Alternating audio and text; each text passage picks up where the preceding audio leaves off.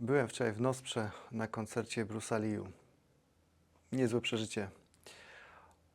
Zresztą jak tylko zobaczyłem, że będzie występował tu w okolicy, to wrzuciłem przypominajkę, żeby nie zapomnieć kupić biletów. I 5 minut po rozpoczęciu sprzedaży prawie nie było już miejsc.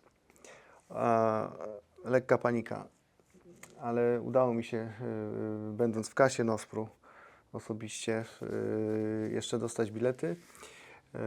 I okazało się, że mieliśmy miejsca na drugim balkonie, tam na samej górze, centralnie na środku. I to prawie takie same miejsca jak po raz pierwszy, gdy byliśmy w Nosprze zaraz po inauguracji. Tam też to było pierwszy nasz koncert, to był właśnie oglądany stamtąd. Minęło już 10 lat od inauguracji Nospru, naszej cudownej sali koncertowej z naszą orkiestrą.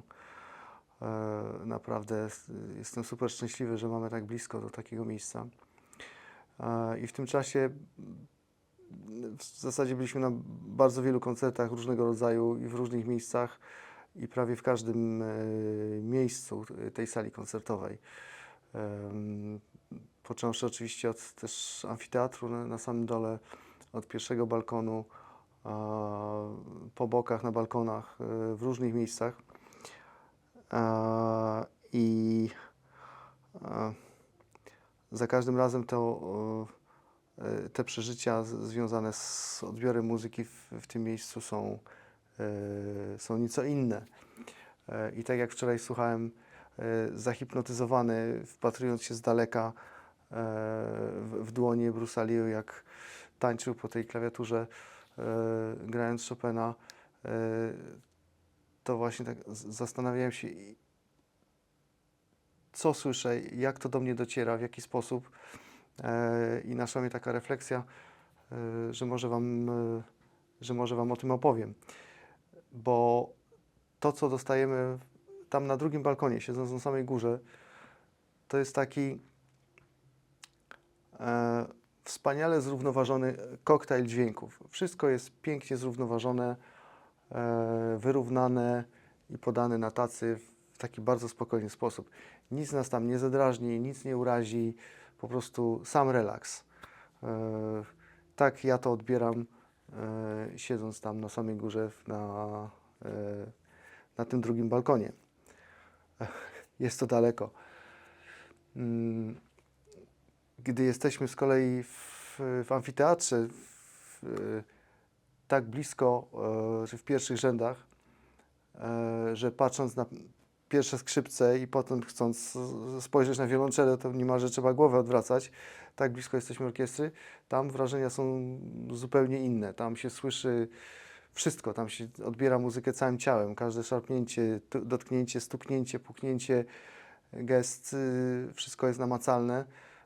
To jest zupełnie inny gatunek przeżycia.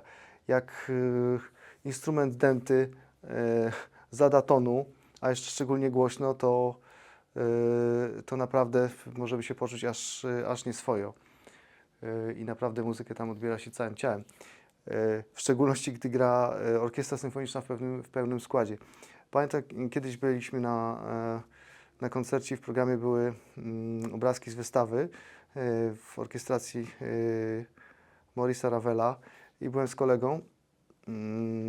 Siedziałem koło kolegi, który był na tym koncercie trochę, nazwijmy to, przy okazji.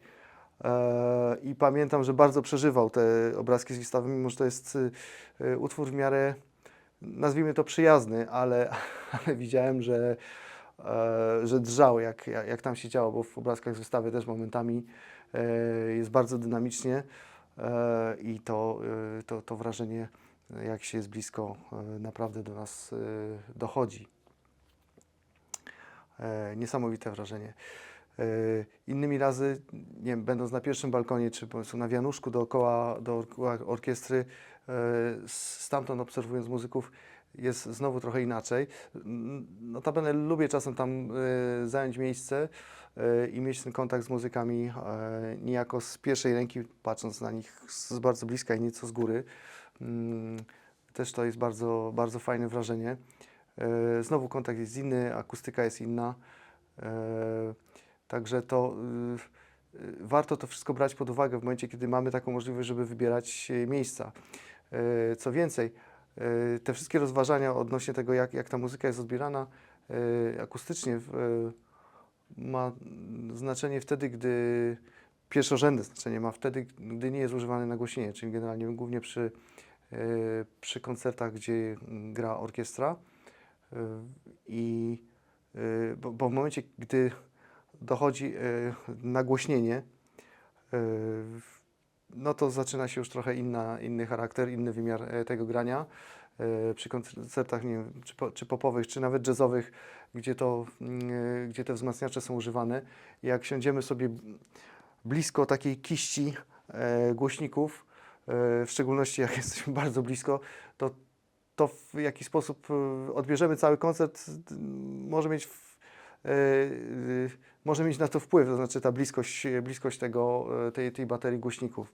Mówiąc o muzyce jazzowej, czy o małych składach, bo wcześniej wspomniałem o orkiestrze. No wczoraj akurat była orkiestra kameralna, był fortepian, natomiast niedaleko parę tygodni temu byłem również w Nosprze na koncercie Gonzalo Rubalcaby i jego trio.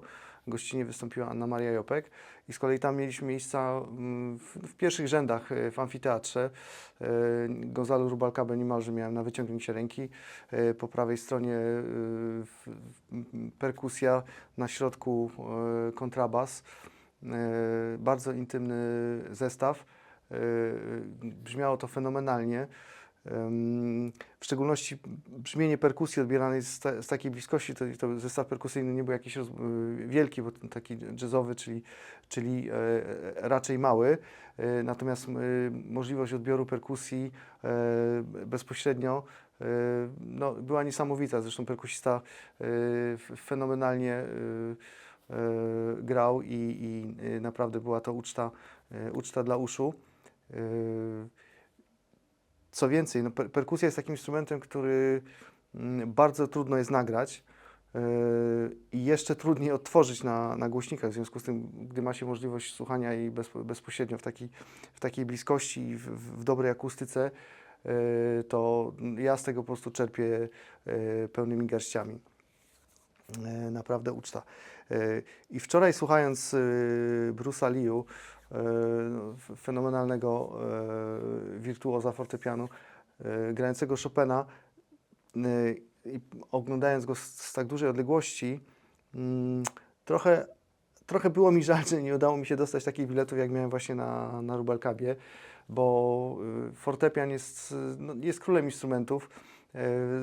Z niego można wydobywać całą gamę emocji i mając go w bezpośredniej bliskości, jeszcze